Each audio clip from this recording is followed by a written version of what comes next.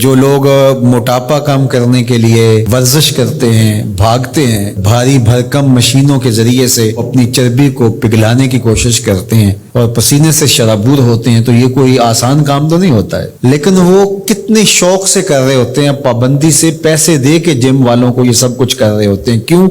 کہ انہیں پتہ ہے کہ جسم کی فاضل چربی جو ہے اور اضافی مادہ جات جو ہیں وہ ختم ہو رہے ہیں اور میرا جسم توانا، چست اور تندرست ہو رہا ہے، تو وہ اس سختی کو پیسے دے کر بھی گوارا کرتے ہیں۔ اور ہمیں اگر یہ محسوس ہو جائے کہ یہ لوگوں کے تلخ رویے، لوگوں کی باتیں اور یہ آنے والی تکلیفیں، یہ بیماریاں، یہ سب کچھ ہمارے گناہ گھٹاتی ہیں، تو ہم تو پیسے دے کے لوگوں کو کہیں کہ لوگ ہمیں تنگ کریں اور ہمارے گناہ مٹ جائیں۔ تو اس لیے وہ تو مہربانیاں ان کی جو اذیت دیتے ہیں، تکلیف پہنچاتے ہیں، اس لیے کہ اس کے بدلے میں گناہ دھل رہے ہوتے ہیں اور اندر صاف ہو رہا ہوتا ہے۔ یہ کوئی میرا بتایا ہوا اور بیان کردہ فلسفہ نہیں ہے۔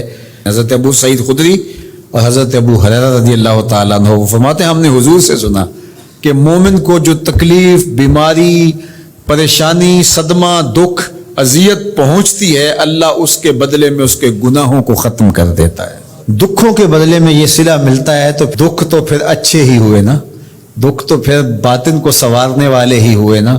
تو میاں صاحب نے تبھی تو کہا تھا کہ دکھ قبول محمد بخشا، راضی رہن پیارے۔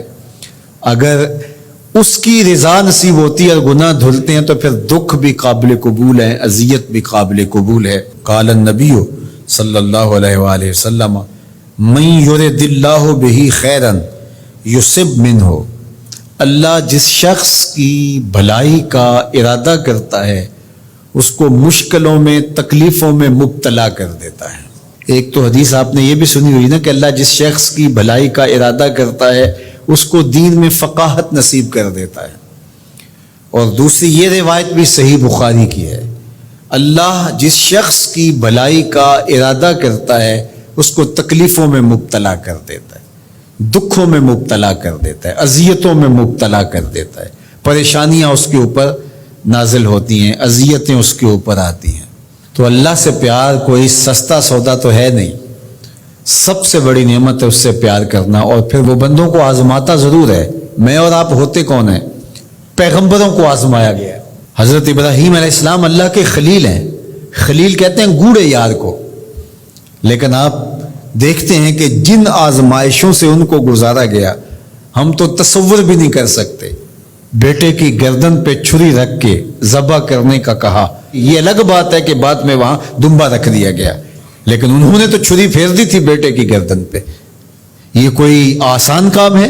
جلتی ہوئی آگ میں چھلانگ لگا دینا یہ کوئی تماشا لبے بام ہے؟ لیکن کر گزرے نا۔ یاری تیری سونا پر ازمیشاں تیریاں اگ، سونا پرکھیا جاوندا ہے نال اگاں دے لگ۔ سونے کو پرکھنے کے لیے خالص ہے کہ نا خالص ہے، آگ میں ڈالا جاتا ہے۔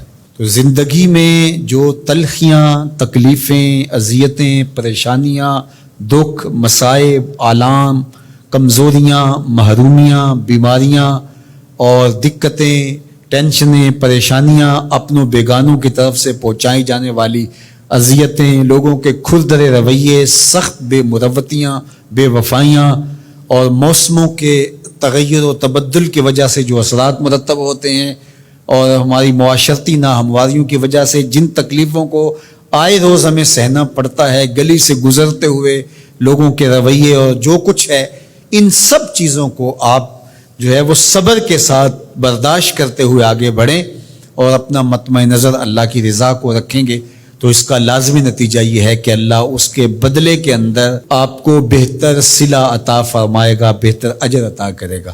لیکن اگر فرض کرو یہ ساری چیزیں آپ برداشت نہیں کریں گے تو آنے والی بیماریوں کو، پریشانیوں کو، موسم کی شدتوں کو آپ روک بھی نہیں پائیں گے، لیکن آپ جو ہے وہ مجموعہ اذیت بن جائیں گے، آپ ہر وقت اپنے آپ سے ہی تنگ رہیں گے اور اجر سے بھی محروم رہیں گے۔ تو اس لیے یہ زندگی ان چیزوں کے ساتھ ہی گزرے گی اور ان چیزوں کے ساتھ ہی گزارا کرنا پڑے گا، اور یہ ساری چیزیں زندگی کے ساتھ ساتھ چلتی رہیں گی، تکلیفیں بھی آتی رہیں گی، ان کو برداشت کر کے آگے بڑھتے رہنا ہی ہماری زندگی کا حسن اور ہماری زندگی کا جمال ہے۔ لَقَدْ خَلَقْنَا الْإِنسَانَ فِي قَبْضٍ، انسان کو پیدا ہی مشقت میں رہتا کیا گیا ہے، لیکن اس کے باوجود جب وہ ان ساری چیزوں کو اللہ کی رضا کے لیے گوارا کرتا ہے کہ کوئی بات نہیں، یہ سب کچھ میرے مالک کی طرف سے ہے اور یہ میری زندگی کے سسٹم کا حصہ ہے، اور وہ آگے بڑھتا چلا جاتا ہے، تو زندگی اس کے لیے آسان ہوتی چلی جاتی ہے۔ ورنہ زندگی اتنی تلخ کہ قدم نہیں اٹھایا جاتا، اور ہر وقت بندہ ان مصائب سے نکلنے نہیں پاتا۔